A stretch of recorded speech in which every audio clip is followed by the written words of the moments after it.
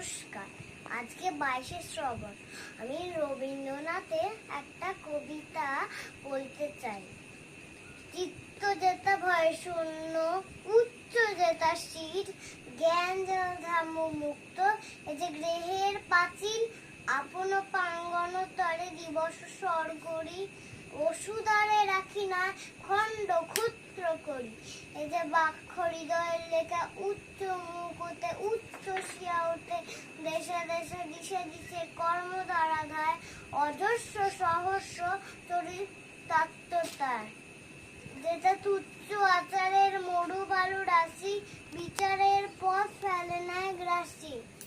পৌরসে করেনি শতধার, যেটা নিত্য, যেটা সর্ব কর্ম চিন্তা আনন্দের নেতা।